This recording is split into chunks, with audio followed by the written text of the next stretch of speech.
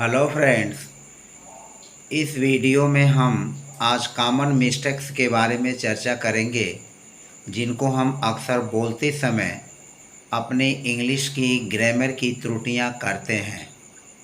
और common mistakes की इस वीडियो में मैंने प्रीपोजिशंस के यूज़ के बारे में चर्चा किया है।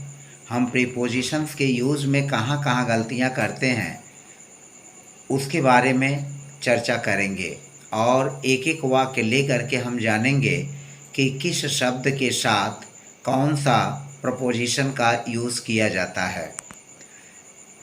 इस वीडियो में मैंने कुल 30 एग्जाम्पल्स लिए हैं और इन 30 एग्जाम्पल्स को लेकर के एक एक को हम क्लियर करेंगे। पहला वाक्य है, she is married with a doctor. अब इसमें जो आया हुआ है मैरिड शब्द आया हुआ है और मैरिड मीन्स होता है she is married with a doctor, उसकी शादी एक डॉक्टर से हुई है। तो मैरिड के साथ जो प्रीपोजिशन यूज़ किया गया है यहाँ पर विद, तो यहाँ पर प्रीपोजिशन विद का यूज़ नहीं होगा, यानी यह करेक्ट सेंटेंस नहीं है, यह इनकरेक्ट सेंटेंस है। तो she is married to a doctor, यानी जो विद है इसकी जगह जो हम प्रीपोजिशन लगाएंगे यह प्रीपोजिशन हमारा लगेगा टू, हमारा यह प्रीपोजिशन सही है। तो she is married to a doctor, तो यहाँ पर हमारा हो जाएगा करेक्ट सेंटेंस क्या होगा, she is married to, she is married to. तो मैरिड टू का हम यूज़ करेंगे। दूसरा वाक्य है, he is good in English.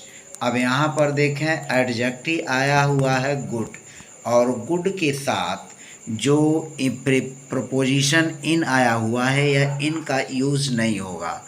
हम इसको लिखेंगे ही इज़ गुड। गुड और गुड के साथ जो प्रीपोजिशन आएगा एट आएगा और तब हो जाएगा ही इज़ गुड एट इंग्लिश, और तब हमारा वाक्य सही होगा। यानी गुड के साथ जो प्रीपोजिशन आएगा वह एट होगा, न कि इन। हाँ, इन का यूज होगा, लेकिन गुड के जगह अगर हम वीक मीन्स कमज़ोर का यूज़ करते हैं तब हम वहाँ पर यूज़ करेंगे ही is weak in English, he is weak in mathematics, he is weak in Sanskrit, he is weak in physics। तो जब वीक एडजेक्टिव आता है जिसकी मीनिंग होती है कमज़ोर, तो वीक के साथ प्रीपोजिशन इन आता है और गुड के साथ प्रीपोजिशन एट का यूज किया जाता है। तो he is good at English और he is weak in English होगा। तीसरा सेंटेंस है, we discussed about a problem.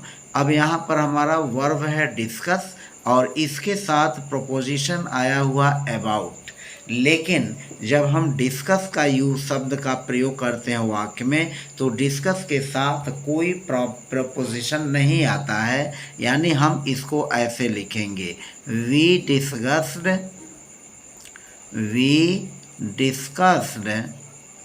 A problem. यहाँ से अबाउट को हटा देंगे, अबाउट को क्या करेंगे, हटा देंगे, और तब हमारा करेक्ट सेंटेंस होगा वी डिस्कस्ड अ प्रॉब्लम, यानी अबाउट प्रीपोजिशन डिस्कस्ड के साथ यूज नहीं होगा।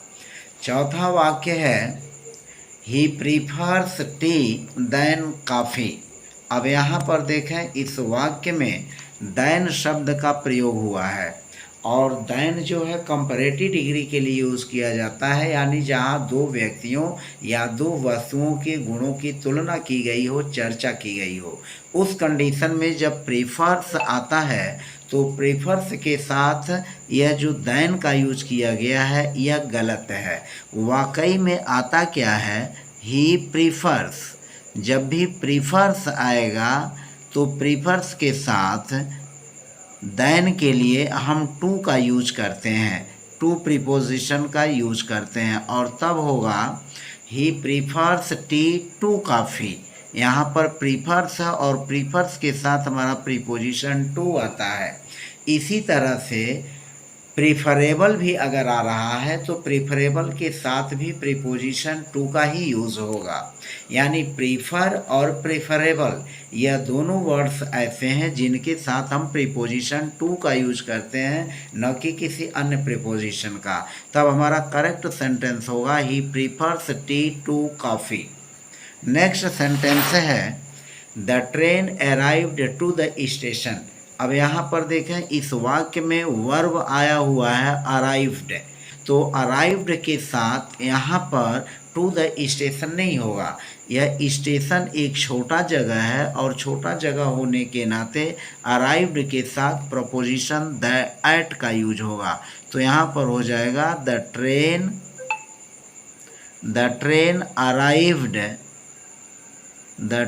Arrived at the station. The train arrived at the station, और तब हमारा करेक्ट सेंटेंस यह होगा। तो यह हुआ the train arrived to the station. तो अराइव्ड के साथ प्रपोजिशन जो स्टेशन के लिए आएगा वह एट होगा, न कि टू, क्योंकि स्टेशन यहाँ छोटा जगह है। तो जो भी छोटे प्लेसेस होते हैं उनके लिए एट प्रीपोजिशन का प्रयोग होता है। The train arrived at the station, the train arrived at the bus stop, the train arrived at the railway station, the train arrived at the railway platform. तो इस तरह से अराइव्ड जब भी यूज करेंगे और छोटी जगहों के लिए यहाँ पर जो होगा वह एट का ही यूज़ होगा। और जनरली अराइव्ड वर्ब जो है एट का ही यूज लेता है किस कंडीशन में, जब जगह की बात हो। छठा वाक्य है he is angry on me. अब यहाँ देखें जो प्रोपोजिशन आया हुआ है ऑन आया हुआ है, और जब भी एंग्री शब्द आता है तो एंग्री शब्द के साथ प्रोपोजिशन जो होता है यहाँ पर विद का यूज होगा। तो यहाँ पर लिखेंगे ही is angry, he is angry with me, he is angry with मी। तो जो प्रीपोजिशन होगा यहाँ पर विद होगा। अब इसकी भी थोड़ी चर्चा कर लेते हैं। जब हम किसी भी व्यक्ति से, किसी भी इंसान से, किसी भी आदमी से जब हम नाराज़ हों और खुश हों व्यक्ति के साथ, तो उस अवस्था में एंग्री विद आएगा। चाहे चिड़चिड़ापन की भावना हो, जैसे ही इज़ एनायड विद मी, किसी से नाराज़ हैं, किसी से खुश हैं, उस कंडीशन में किसी व्यक्ति के साथ तो विद का यूज होता है। जैसे he is angry with me, he is angry with Ram, he is happy with Ram, he is happy with Mohan, he is happy with Reena. तो इस तरह he is annoyed with me, he is annoyed with Ram. तो angry, एनायड और happy ये तीन ऐसे adjective हैं जिनके साथ जब हम व्यक्ति से खुश होते हैं तो विद का प्रयोग होता है। She is listening music. Listen ऐसा शब्द है जिसके साथ प्रपोजिशन टू का यूज होता है। तो she is listening to music, यहाँ पर यूज हो जाएगा she is listening, she is listening to music, she is listening to music. तो यहाँ लिसन के साथ प्रीपोजिशन टू का यूज होगा। शी इज लिसनिंग, म्यूजिक नहीं होगा, she is listening to music. आठवां सेंटेंस है he is waiting, he is, आठवां वाक्य ही इज वेटिंग मी। तो वेटिंग शब्द के साथ प्रोपोजिशन फॉर का यूज होता है, और तब हम यहाँ पर लिखेंगे he is waiting, he is waiting for me, he is waiting for me, और तब यह हमारा करेक्ट सेंटेंस होगा। यानी वेट शब्द के साथ प्रीपोजिशन फॉर का यूज़ किया जाता है। तो he is waiting for me, he is waiting for him, you are waiting for him, he was waiting for him, he was waiting for Mohan. तो इस तरह वेट फॉर का यूज हम करते हैं प्रतीक्षा करने के अर्थ में। She is junior than me. अब यहाँ पर जूनियर शब्द आया हुआ है और जूनियर के साथ देन आया हुआ है। तो जूनियर ऐसा शब्द है जिसके साथ देन प्रीपोजिशन न आकर के यहाँ पर आएगा junior to me, junior to me, इस तरह का होगा। और तब यह वाक्य करेक्ट बनेगा, she is junior to me, she is junior to मी।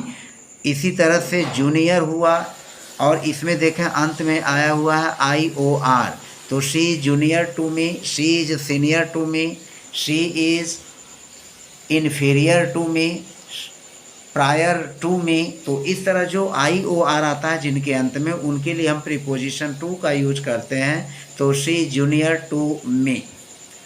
10वां वाक्य है entered into the room. Entered स्वयं में एक प्रीपोजिशन है और तब रूम के पहले हम इनटू का यूज़ नहीं करेंगे और तब हो जाएगा he entered the room, he entered the room. Into preposition को हटा देंगे और सीधे लिखेंगे ही एंटर्ड द रूम और तब हमारा वाक्य करेक्ट होगा। 11वां सेंटेंस है the teacher explained about the lesson. Explained के साथ जो प्रीपोजिशन अबाउट आया हुआ है हम इसका यूज़ नहीं करेंगे, यानी अबाउट प्रीपोजिशन को डिलीट कर देंगे, हटा देंगे और तब हमारा हो जाएगा explained, explained the lesson, explained the lesson. और ये हो जाएगा the teacher explained the lesson, the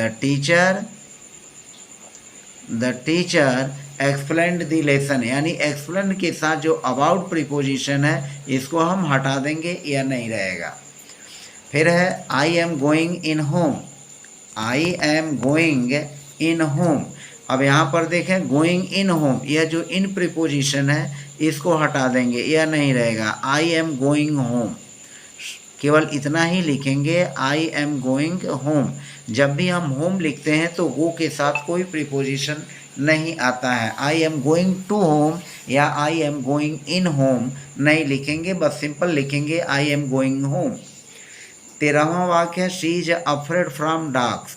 अब यह जो अफ्रेड शब्द है इसके साथ जो प्रोपोजिशन जो आता है वह आता है ऑफ, तो she is afraid of dogs, यह हो जाएगा she is afraid, she is afraid of dogs और तब हमारा यह वाक्य जो होगा करेक्ट बनेगा, she is afraid of dog. यानी फ्रॉम प्रीपोजिशन की जगह जो हम यूज करेंगे वह ऑफ प्रीपोजिशन यूज करेंगे, तो she is afraid of dogs. 14वां वाक्य है he is senior than me. यहाँ सीनियर के साथ टू आएगा देन की जगह, तो यह सीनियर के साथ जो देन आया हुआ है यहाँ सीनियर के साथ टू हो जाएगा, तो इसको लिखेंगे he is senior to me. जैसा कि अभी मैंने पहले कुछ देर बताया, जूनियर, इंटीरियर, एक्सटीरियर, प्रायर जिनके अंत में IOR आता है उनके साथ प्रपोजिशन टू का यूज होता है, तो he is senior to me. I am suffering with fever, यहाँ पर यूज करेंगे I am suffering, I am suffering और विद की सफ़र के साथ यहाँ प्रीपोजिशन फ्रॉम आएगा, तो यहाँ पर हो जाएगा आई एम सफरिंग फ्रॉम फीवर, यह हो जाएगा आई am suffering from fever. With की जगह फ्रॉम का यूज होगा, यह करेक्ट सेंटेंस है और यह इनकरेक्ट सेंटेंस है। 16वां वाक्य है ही कांग्रेचुलेटेड मी फॉर माई सक्सेस। जो यह कांग्रेचुलेटेड आया हुआ है मतलब धन्यवाद देना, बधाई देना, तो ही कांग्रेचुलेटेड मी फॉर माई सक्सेस। यहाँ कांग्रेचुलेटेड के साथ जो प्रीपोजिशन फॉर आया हुआ है इसकी जगह ऑन आता है, यानी हम लिखते हैं कांग्रेचुलेटेड ऑन, कांग्रेचुलेटेड ऑन, यह हो जाएगा कांग्रेचुलेटेड ऑन और my success, congratulated on my success, congratulated on my success. Congratulate के साथ प्रीपोजिशन ऑन का यूज होगा। 17वां वाक्य है the book consists with 5 chapters. अब यहाँ पर देखें जो कंसिस्ट शब्द है इसके साथ प्रीपोजिशन विथ का यूज हुआ है, तो कंसिस्ट्स के साथ प्रीपोजिशन विथ नहीं होता, आप होता है। Consists of 5, consists of 5 chapters, consists of 5 chapters use करेंगे हम यहाँ पर। The book consists of 5 chapters. She is married with him since 2010। अब यहाँ मैरिड विथ की जगह मैरिड टू का यूज होगा। प्रीपोजिशन यहाँ पर आ जाएगा married to, married to him, married to him, यानी जो मैरिड विद है उसकी जगह आएगा मैरिड टू। 19वां सेंटेंस है they are discussing about the politics. तो डिस्कसिंग के साथ जो प्रोपोजिशन अबाउट आया हुआ है इसको हम हटा देंगे और सिर्फ लिखेंगे discussing, discussing politics, discussing politics, discussing politics. और हमारा यह वाक्य जो होगा सेंटेंस होगा डिस्कसिंग पॉलिटिक्स, यानी अबाउट प्रीपोजिशन को यहाँ पर डिलीट कर देंगे। 20वां है he is addicted with smoking. Addicted के साथ जो विथ प्रीपोजिशन है यह न आकर के एडिक्टेड के साथ टू प्रीपोजिशन आता है। तो he is addicted to smoking, he is addicted to smoking, he is addicted to smoking. अब यहाँ पर देखें यह स्मोकिंग जो है जिरंड है और जिरंड के पहले टू का यूज किया गया है। तो ही इज एडिक्टेड, एडिक्टेड के साथ प्रीपोजिशन टू का यहाँ पर यूज होगा। तो he is addicted to smoking. Next sentence है he is independent from his parents. अब यहाँ है इंडिपेंडेंट, इंडिपेंडेंट के साथ आया हुआ प्रीपोजिशन फ्रॉम का, और इस कंडीशन में जब इंडिपेंडेंस आता है तो हम इंडिपेंडेंस के साथ, इंडिपेंडेंस के साथ प्रीपोजिशन फॉर का यूज न करके ऑफ का यूज करते हैं। तो independence of his parents, independence of his parents. यहाँ पर इंडिपेंडेंस और फ्रॉम की जगह आप प्रीपोजिशन का यूज करेंगे। तो he is independent of his parents. 22वां वाक्य है I am responsible of he this mistake, I am responsible of this mistakes. अब यहाँ पर देखें रिस्पॉन्सिबल है और यह आप है। रेस्पॉन्सिबल के साथ यहाँ प्रीपोजिशन आप आया हुआ है और यहाँ पर रेस्पॉन्सिबल के साथ, रेस्पॉन्सिबल, रेस्पॉन्सिबल के साथ यहाँ प्रीपोजिशन फॉर का यूज होगा और तब हो जाएगा responsible for this mistake, responsible for this mistake. तो I am responsible for this mistake, I am responsible for this mistake. तो रेस्पॉन्सिबल के साथ प्रीपोजिशन फॉर का यूज किया जाएगा। 24वां वाक्य है she is interested for music. अब यहाँ पर देखें यह इंटरेस्टेड है और यहाँ फॉर है।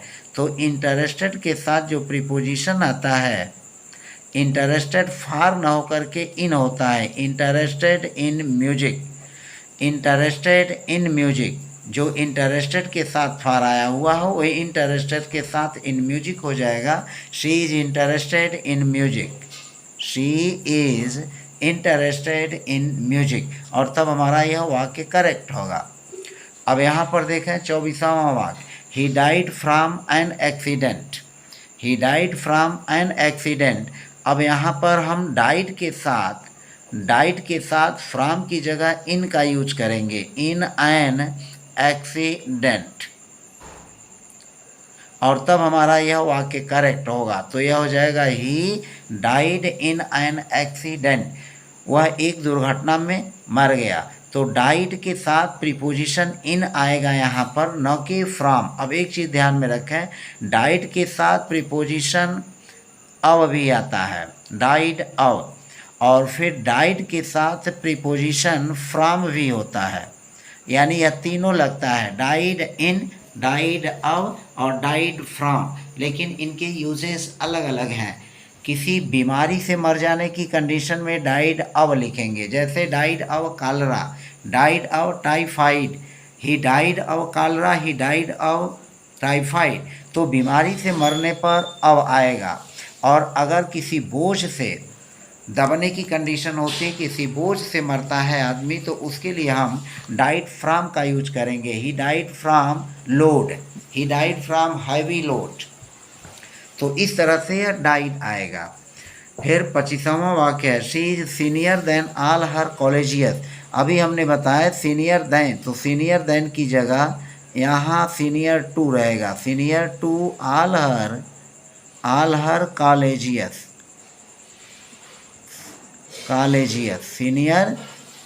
सीनियर टू, तो सीनियर देन की जगह जो होगा सीनियर टू का यूज करेंगे, senior to all her colleagues, और तब हमारा वाक्य करेक्ट होगा। 26वां वाक्य the sun rises from the east, तो राइजेज फ्रॉम द ईस्ट नहीं होगा, राइजेज इन द ईस्ट। यह तो वैसे ही चर्चित वाक्य है, rises in the east, the sun rises in the east, rises from नहीं होगा, the sun rises in the east, तो राइजेज के साथ यहाँ प्रीपोजिशन इन का यूज होगा। 27वां वाक्य है we met in Monday morning, दिन के साथ इन का यूज नहीं होता है, यहाँ पर मेट और मेट के बाद यहाँ ऑन हो जाएगा, ऑन मंडे मॉर्निंग, सोमवार वाली सुबह को, तो यह हो जाएगा we met on Monday morning, तो मेट के साथ यहाँ दिन के लिए जो भी कंडीशन बनेगी दिन के साथ प्रीपोजिशन ऑन का यूज होगा, तो we met on Sunday morning. The car collided to the bus, अब यहाँ पर जो आया हुआ है कोलाइडेड आया हुआ है, और कोलाइडेड टू द बस नहीं होगा, बल्कि collided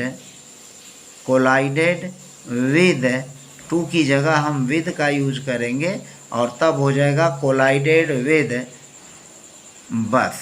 the car collided with बस, तो कोलाइडेड के साथ प्रीपोजिशन यहाँ विद का यूज होगा। फिर नेक्स्ट है we reached to the airport on time, यहाँ रीच्ड स्वयं में एक प्रीपोजिशन है, और तब हम इसकी जगह यूज करेंगे we reached the airport, we reached